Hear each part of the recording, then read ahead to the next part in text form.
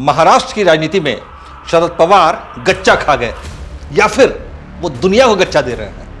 राजनीति के चाणक्य माने जाने वाले 82 साल के शरद पवार के मन में क्या चल रहा है, ये कोई नहीं जान सकता।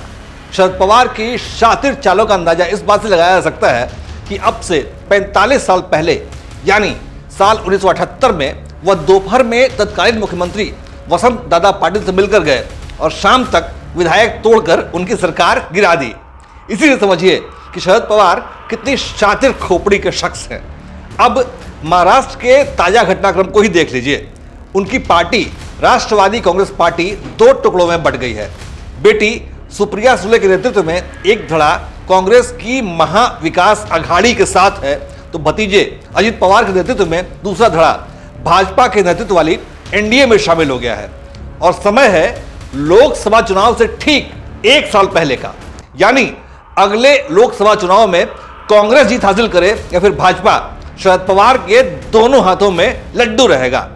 भाजपा कांग्रेस दोनों के साथ उनकी मोल भाव की गुंजाइश खुली रहेगी। शरद पवार ने अपना राजनीतिक जीवन 1958 में कांग्रेस पार्टी के साथ शुरू किया था।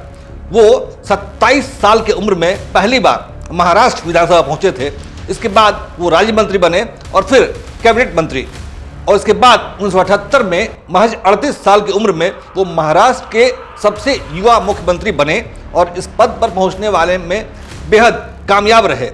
जिसके बाद 1988 और 1993 में वो फिर से महाराष्ट्र के मुख्यमंत्री बनने में कामयाब रहे। लेकिन राजनीति में शायद ही ऐसा कोई सगा होगा जिसे शरद पवार ने ठगा नहीं होगा। वसंत दादा पाटिल से लेकर सोनिया गांधी तक शरद पवार की शातिर चालों के शिकार हुए। पवार ने 1999 में सोनिया गांधी के विदेशी मूल के मुद्दे पर कांग्रेस छोड़कर राष्ट्रवादी कांग्रेस पार्टी बना ली थी। महाराष्ट्र की राजनीति में यह मशहूर है कि चाहे शरद पवार सत्ता में हो या न हो, बहुमत में हो या न हो, महाराष्ट्र की राजनीति में पवार फैक्टर को सबसे अहम फैक्टर के तौर पे गिना जाता है। वो केंद्र की राजनीति के भी बेहद चतुर खिलाड़ी रहे हैं। जिस सोनिया गांधी के विदेशी मूल के मुद्दे पर उन्होंने कांग्रेस पार्टी छोड़ दी थी, उन्हीं सोनिया गांधी के नेतृत्व वाली यूपीए सरकार में वो 10 सालों तक कृषि मंत्री बने रहने में कामयाब रहे। हालांकि उम्र ज़्यादा होने और स्वास्थ्य ठीक ना होने की वजह से कुछ दिनों पहले पवार ने सक्रिय राजनीति से संन्यास का ऐलान कर दिया था और एनसीपी के राष्ट्रीय अध्यक्ष के पद से त्याग पत्र भी दे दिया था। लेकिन चंद दिनों बाद ही उन्होंने इस्तीफा वापस भी ले लिया। दरअसल राजनीति शरद पवार के लिए सांसों की तरह बेहद जरूरी है। इसके बिना वो एक पल भी रह नहीं सकते। शरद पवार ने पूरी जिंदगी ताल ठोक कर आर या पार की राजनीति की है, लेकिन इस बार इस बुजुर्ग मराठा ने अपने जीवन का सबसे अहम दांव खेला है।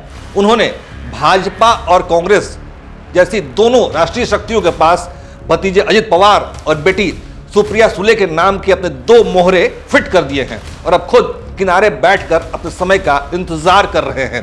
शरद पवार के इस रुख से समझ में आता है कि साल 2024 में आने वाला लोकसभा चुनाव में कितने कांटे की टक्कर होने वाली है, जिसका अंदाजा अभी से नहीं लगाया जा सकता।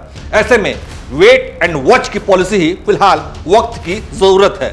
जय हिंद, जय भारत।